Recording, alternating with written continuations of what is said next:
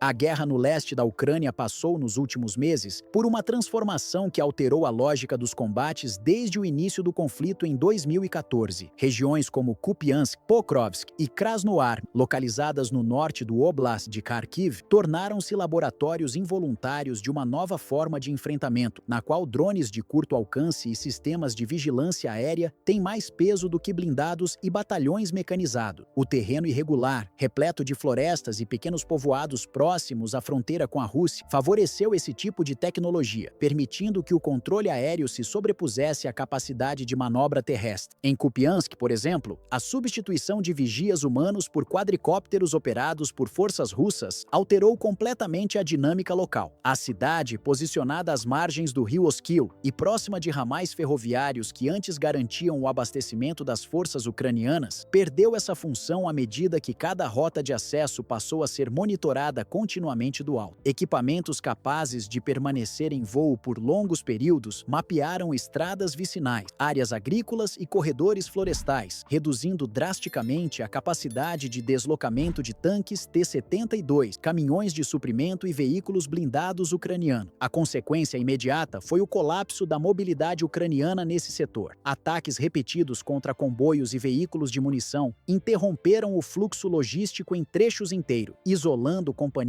inteiras e deixando batalhões sem possibilidade de rotação. Muitas dessas unidades ficavam presas entre posições russas e obstáculos naturais, como o próprio rio Oskil, o que acelerou o processo de cerco. Situação semelhante ocorreu na região de Pokrovsk, onde diversos militares ucranianos capturados relataram que o uso intensivo de drones russos impedia qualquer tipo de recuo organizado. Entre esses relatos está o de Alexander Abramen, que afirmou que grupos inteiros permaneceram dias sem conseguir retirar feridos ou receber reforços. As tentativas de sair das trincheiras, segundo ele, resultavam em ataques imediatos, já que os dispositivos russos identificavam movimentações com extrema facilidade. Relatos semelhantes vieram de combatentes rendidos nas proximidades de Krasnoyar. Eles mencionaram que foram enviados por rotas previamente bombardeadas e permaneceram aguardando apoio aéreo ucraniano que nunca chegou. A ausência de suprimentos básicos, como água e munição, somada à falta de evacuação, deixou muitos sem alternativa além da rendição. Autoridades militares de Moscou afirmaram que, ao final de outubro, mais de 5.000 ucranianos estariam cercados nesse setor e que rendições em pequenos grupos ocorriam diariamente. Outro prisioneiro, identificado como Valentin Boklaganich, ampliou o quadro de crise interna. Segundo ele, feridos permaneciam dias nas zonas de combate sem qualquer chance de resgate, e corpos de companheiros mortos acumulavam-se em áreas onde a aproximação se tornara impossível. Ele também mencionou tensões dentro da cadeia de comando, incluindo punições severas para soldados que pediam retirada e denúncias de retenção de pagamentos por parte de alguns oficiais. Em seu pelotão, originalmente composto por cerca de 30 homens, pouco mais de uma dúzia permanecia viva no momento da captura. A própria liderança militar ucraniana reconheceu que o maior número de baixas ocorre durante as trocas de turno. Veículos conseguem se aproximar apenas até regiões relativamente seguras. O restante do percurso, geralmente feito sob forte vigilância aérea, precisa ser percorrido a pé, no escuro e com grande risco de detecção. Qualquer movimento mais brusco pode chamar a atenção de drones russos equipados com cargas explosivas improvisadas. Esse desgaste contínuo permitiu que a Rússia assumisse posições importantes em localidades estratégicas como Bolchansk e reforçasse sua presença em Kupiansk. A cidade funciona como uma porta de entrada para o oeste de Kharkiv, e sua perda compromete a capacidade ucraniana de projetar força em direção à República Popular de Lugansk. Para Moscou, consolidar esse eixo representa ampliar o corredor terrestre que conecta regiões ocupadas no norte com o Donbass. No plano político, o Kremlin tem argumentado que esses avanços deveriam incentivar Kiev a reavaliar sua estratégia. Porta-vozes como Dmitry Peskov afirmam que prolongar a guerra reduz a margem de negociação e amplia o custo humano e territorial para a Ucrânia. Em paralelo, analistas militares do Ocidente alertam que a combinação de cerco, falta de suprimentos e vigilância aérea intensiva pode pressionar Kiev a considerar mudanças profundas em seu planejamento defensivo. O que se observa hoje no Donbass e no norte de Kharkiv é uma forma de combate que rompe com os padrões clássicos da guerra moderna. A região, marcada por fronteiras fluidas desde 2014 e pelo peso histórico das disputas disputas entre Kiev e Moscou, transformou-se em um laboratório tático, onde o controle do céu vale mais do que qualquer avanço terrestre. A Rússia, ao consolidar um sistema quase ininterrupto de drones de reconhecimento e ataque, conseguiu estabelecer uma camada de vigilância em baixa altitude que limita drasticamente os movimentos ucranianos. Essa superioridade aérea, mesmo sem o uso massivo de aviões de combate, criou uma assimetria que se reflete diretamente na vida dos soldados que permanecem nas trincheiras.